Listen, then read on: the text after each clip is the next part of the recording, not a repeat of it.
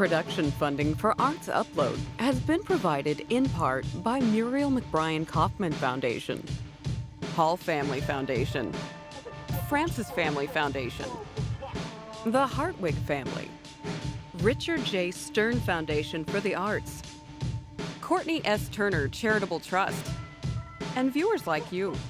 Thank you. Hi, I'm Randy Mason. And I'm Maris Aylward. Arts Upload is the name of our show, and the Arts Asylum is where we are this week. With stories about poets who slam and a man who fixes horns. Plus a museum for musical instruments and another favorite fountain. It's all ahead on the Upload.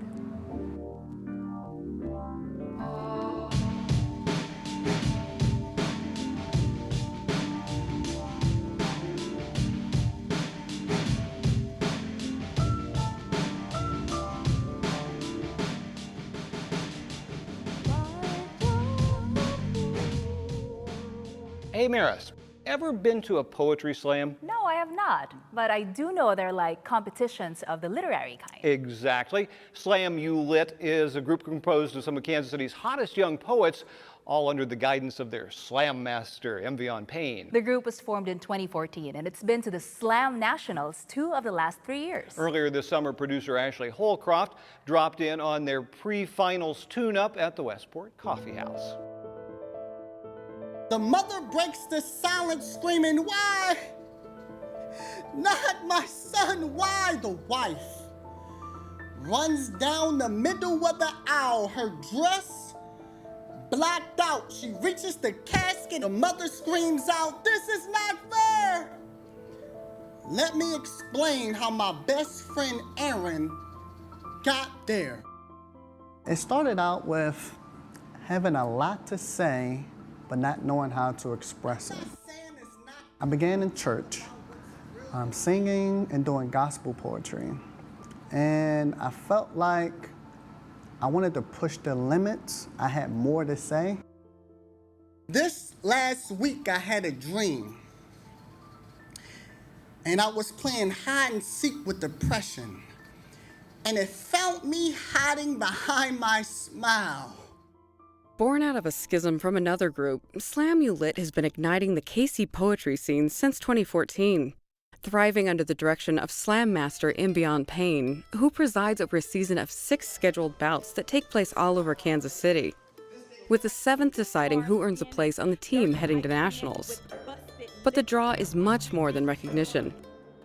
It can be a very visceral thing.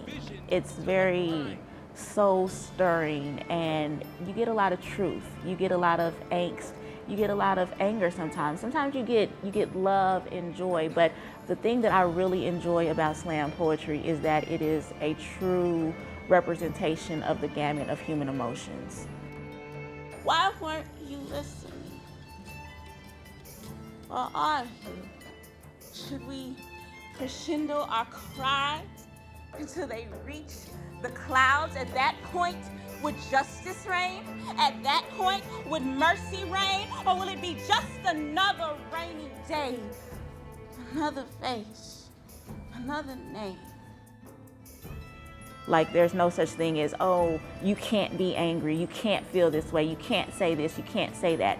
It's one of the few times in society where you are allowed to stand amongst a crowd of people and express your heart, express your deepest secrets, your deepest thoughts, just whatever it is that's inside of you, you get that opportunity to bring it out and say, here is what I feel, here's what I've lived through, here's what I've experienced, this is what matters to me. And no one can take that away from you. My boy can't walk to the store at night like other teens, can't play his music loud like other teens. One minor infraction and he is dead on the scene. Prisoner in his own neighborhood is my boy Harris. Poetry is blood sport, okay? So when you slam, there is a little bit of ego involved. If you don't believe in yourself, who else in the audience is believing in you, honestly? So I do believe in myself when I hit the stage. I'm always, nervous, but this is how we really became entwined as a slam family.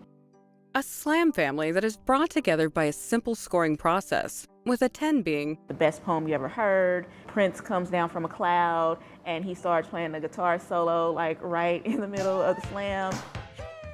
I can't say that there's only one type of poet who's going to be at a slam. And if there were one type of poet, I don't think I'd still do this.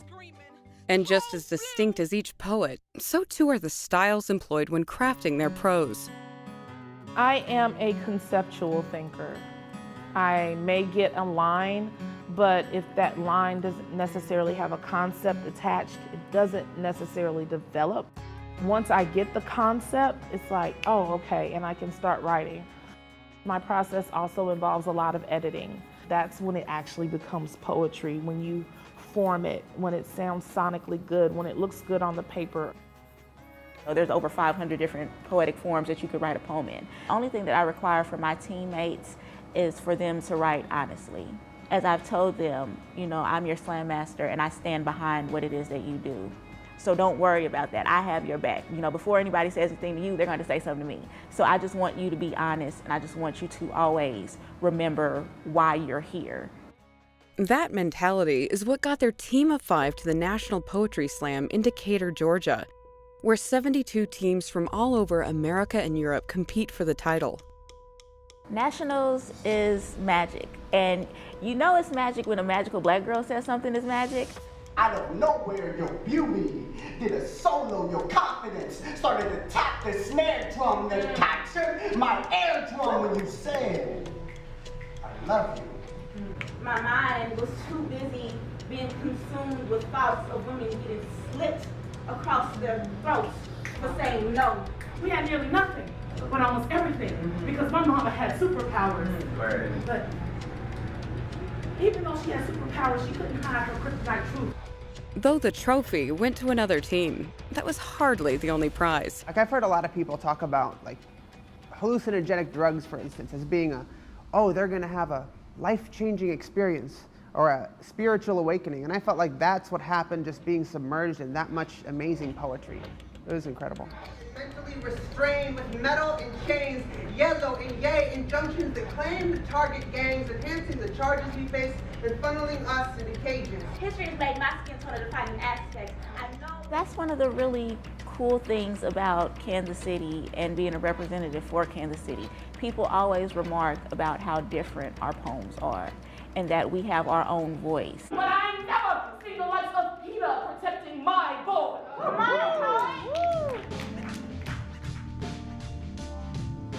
Since we're in the city of fountains, we've made it a point on Arts Upload to keep our fountains in focus. Through a regular segment called My Favorite Fountain.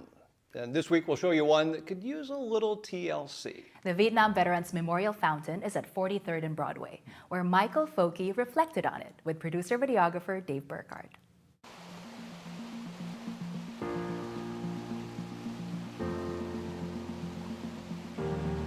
This is my favorite fountain because it's Kansas City. Veterans coming together, serving in a war no one agrees upon, but doing it with love and respect.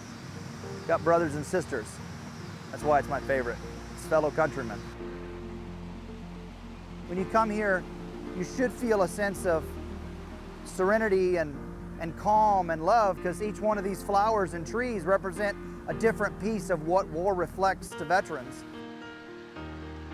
Different areas to honor your fallen after the war, different place behind us to honor those that are POW and MIA and the ones killed in action.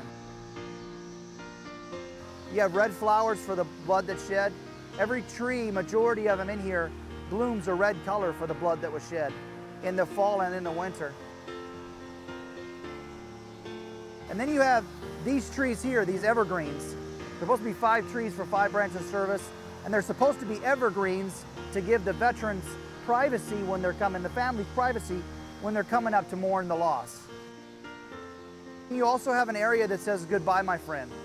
And that is a way that somebody that's passing, they can come and lay flowers for those that have lost. When you walk into the fountain, if you're coming from the Westport area, you're going to notice the 2 fountains that you have here. And both fountains represent the 2 opinions of the difference in agreement to where Kansas City was at the time of the war. This year marks the 30th anniversary of the wall. They're going to come here and actually celebrate their lives, celebrate the ones they lost, and just take in the rapture of what this memorial represents. Hopefully, maybe some cleanup might happen. hopefully afterwards this engages people to come out and look on what needs to happen. And most of it's just people need to show some love and respect. People should come here because this is your family on that wall. This is your brothers and sisters, your aunts, your uncles, your cousins, your nephews, because they did so much and sacrificed so much for us as a nation.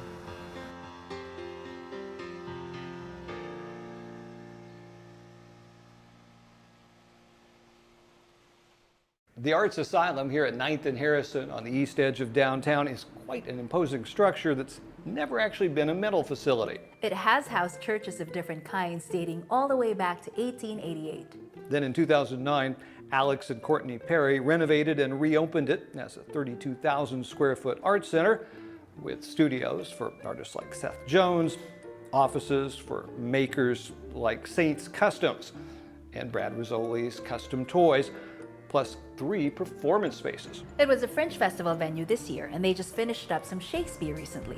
Their Kids with Crayons program is a joint venture with Restart, located just down the street. Well, from the asylum to the doctor's office now, the Horn Doctor, that is. That's the name that Michael Corrigan has taken for the brassy business he's built out of his love for trumpets and trombones. His Olathe-based company, BAC, manufactures new ones. But as you'll see in this next story from the folks at Sandbox Productions, he can also do some very impressive repair work.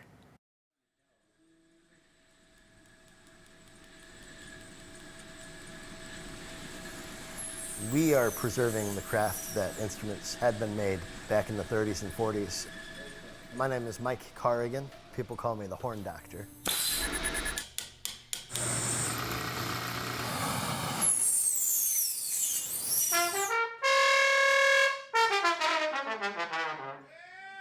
I've been doing a lot of work down in New Orleans. I met a whole bunch of musicians, and one guy I had been really wanting to meet was Delphio. I'm Delphio Marcellus. I play slide trombone. Well, I met Mike Corrigan when he came through New Orleans, and he said, you know, I want to make a horn for you.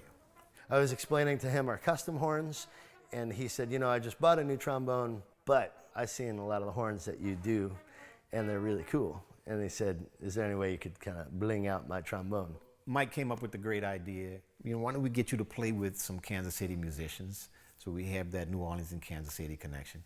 And we're going to present the new horn, your new pimped out horn, at that show.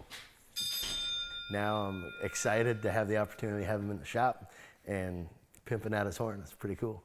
So what I want to do is check out your horn real quick. This is my baby. Perfect. You know, it's a good design, but I think it, you know, I'm coming from New Orleans, man. I want to have something with a little more flair. Right on, right on. Cool, very cool. So then let me ask you, what kind of things are meaningful for you personally that I can incorporate into the design on this? I live in a Victorian-styled home. Okay. Which I like. I love the idea of woodworking. Right on. And also a man of literature. What kind of literature do you like? Well, Shakespeare, as I like to call him, Shaq. He reminds me of Louis Armstrong. Oh, right. Just a couple of notes, and they get right to the essence. And with Shaq, you can hear just a couple of words, and he gets right to the meaning of what's going on. I like that, actually. I like that a lot. Okay. Your horn is in good hands, man. Okay. I've gave Mike my Courtois trombone, and I'm anxious to see what he comes up with. Bye. I am literally going to have 24 hours to get this entire project done.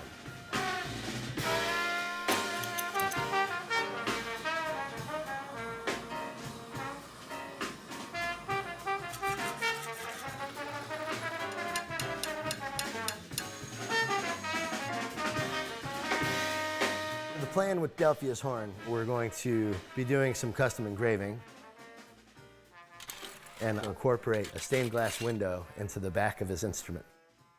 This is going to be reflecting the devastation of Katrina with the flooding. One of the things he said he wanted to have me incorporate is William Shakespeare, and this is going to represent the devastation of the Globe Theater burning down.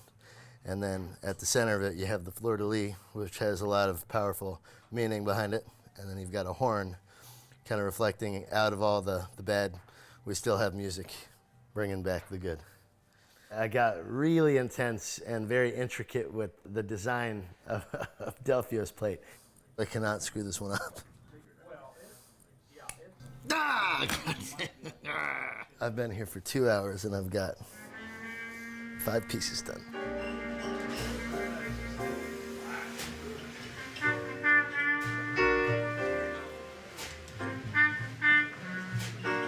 Got the plate done. Took a lot longer than I expected. So now we just have to clean this up, mount it to the tuning slide, and then Daryl's engraving the horn right now. So we got to get going.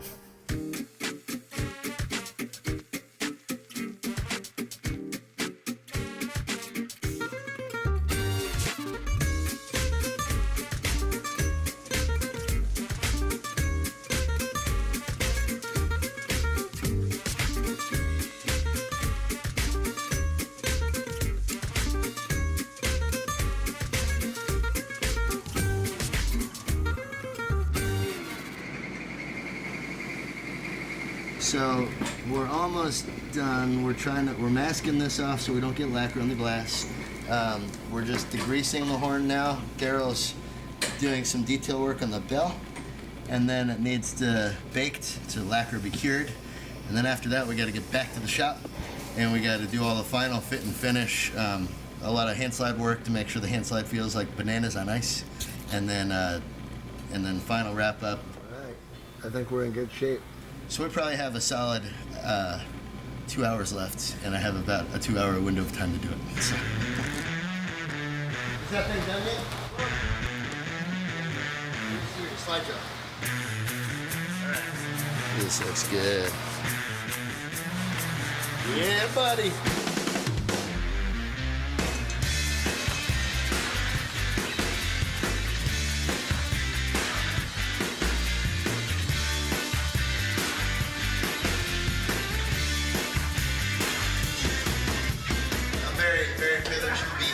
Delphia flew in on Tuesday night, and we've done something that no one's ever done on a trombone before. I think it's going to look pretty hip. I'm going to unveil it here tonight.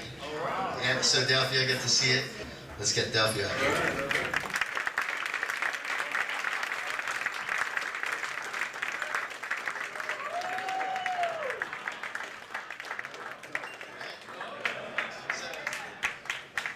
This is actually a custom stained glass window that I made. Never done it before. Delphia, you see that we put a quote, a Shakespeare quote that I thought is absolutely perfect for a jazz musician, and it actually speaks very much to the way that this gentleman approaches his instrument, and it says, "Have more than you show, and speak less than you know."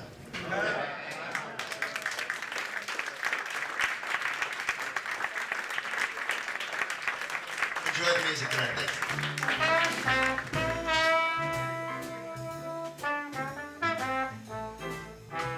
Mike's one of those guys that's really passionate about instruments and working with the metal, and that's a rare thing. When you find someone that's really that passionate, I mean, that's the kind of passion that Louis Armstrong played with and that Charlie Parker played with.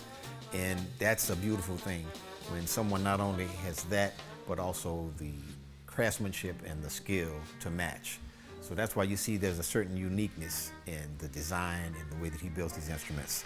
So it's a special thing.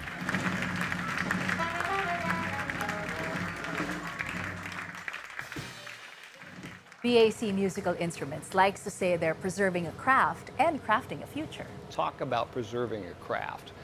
The Musical Instrument Museum in Phoenix, Arizona is the world's only museum devoted to musical instruments from around the globe. It's been open since 2010 with an exhibit for every country in the world and an insider's view of how the instruments are made, played, and the many contexts in which they are used. It's really very cool. Take a look.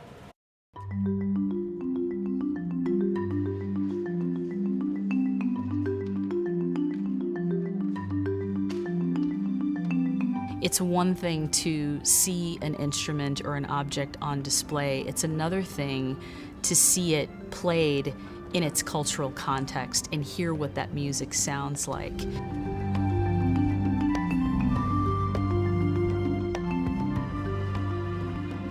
The Musical Instrument Museum is located in North Phoenix, Arizona, and the building itself is 200,000 square feet, and 80,000 square feet of that building is dedicated to exhibit space. We have more than 15,000 objects in our collection. That includes musical instruments as well as other artifacts from every country in the world. There are opportunities in the museum, particularly in the Experience Gallery, for them to have a hands-on sort of experience with instruments from around the world. The Music Theater has been touted as the crown jewel of MIM, in the sense that it is a 300-seat theater that is acoustically superb in nature. We've had basically every style and genre of music imaginable. With over 15,000 instruments in our collection and 6,000 of those on display, we have a visible conservation lab where much of the work, whether it's repair, restoration, or stabilization of instruments is done, is in that space. The work that's done there that's visible to the guests, which is also a really interesting experience. They're getting a first look or a really intimate look at what it takes to preserve those instruments. And so the conservation lab is really state of the art. Once a guest makes their way upstairs, we have spaces that are dedicated to different continents around the world, and they're broken up into 5 geographical galleries. So the first gallery that most guests will make their way to is Africa and the Middle East. They will then move on to Asia and Oceania, Latin America and the Caribbean, and then the United States and Canada, as well as Europe. So within those spaces, and the beauty of those is that they're free-flowing. There's no prescribed journey. It's really a journey around the world through music, and they can sort of self-select where they'd like to go. So many of these instruments come to us from the general public in terms of donations. Another way in which instruments come to us are through loans. And then the last way in which many instruments come to us, and really what makes up the bulk of our collection, is through the acquisition process. So the curators have traveled the world in foreign countries around the world, third world countries, places that are so remote that you sometimes have to travel by horseback to get there. But the curators are dedicated to that process, and it is, I think, they consider their mission to find these treasures and to bring them back to MIM for the public's enjoyment. So one of the things that makes MIM unique is that we were interested in music as part of culture. And so to do that, when we procure instruments, many times we go out to the countries directly. We want to experience, how the musicians play this instrument in a context, whether it's a ritual or whether it's a dance or a family occasion. And we find rare instruments often in rural villages, whether it's in Guatemala or in parts of Mexico. And there we create stories by combining these instruments we've collected in the fields with video and photography and field research about these traditions. And that becomes part of our display. So here, as I'm walking into the Latin American Gallery, which has itself 38 exhibits, we have some thematic exhibits like the Recycled Orchestra from Paraguay, instruments made from recycled trash for children there. That's a wonderful, incredible story. And then we wander here into a part of the gallery that's deals with the Antillean Islands and the Caribbean. There's a small display here on the Bahamas. Also, as we continue, we cover other countries and genres like the steel pan from Trinidad, and then passing through to Central America. Then you have Guatemala and Belize and Costa Rica. And as you approach an individual exhibit, you're going to see photography, there's going to be video. You put on a set of headphones, you don't have to do anything. Automatically, the sound of the wonderful traditional and popular music of that country comes into your headset. And then you can explore and you learn about instruments and music from traditional festivals and from dances, from popular music, and it's your journey through the world through music. The mission of the Musical Instrument Museum is really about representing music and music culture and musical instruments from every country in the world.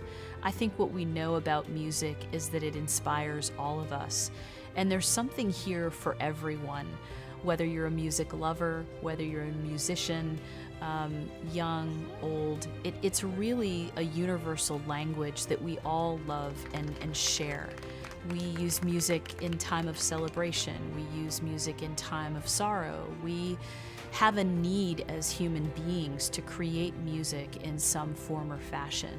And that happens through these instruments that are crafted in the most simplistic and crude way up to the most refined way. And I think that when guests visit MIM, they're going to see themselves within the language of music, no matter how it's represented here. And I think that's what we have to offer that's different from other institutions. And on that note, it's time to wrap it up for another week. But we'll be back with more stories to prove that Kansas City is America's creative crossroads. Till then, from here at the Arts Asylum, I'm Randy Mason. And I'm Maris Aylward. Thanks for watching.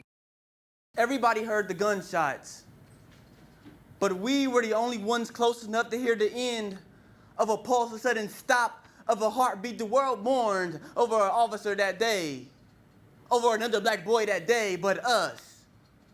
We stood, we fought, we stole in the middle of riots. Don't you judge us. There were things far more valuable getting took from these streets. Black men are falling fast in this country. Aborted before Miranda rights are read, their sentences wrote in red, blood spilled on ground stains, left untouched. The only thing left for us to remember him by was his blood spilled. Production funding for Arts Upload has been provided in part by Muriel McBrien Kaufman Foundation, Hall Family Foundation, Francis Family Foundation, the Hartwig Family, Richard J. Stern Foundation for the Arts, Courtney S. Turner Charitable Trust, and viewers like you. Thank you.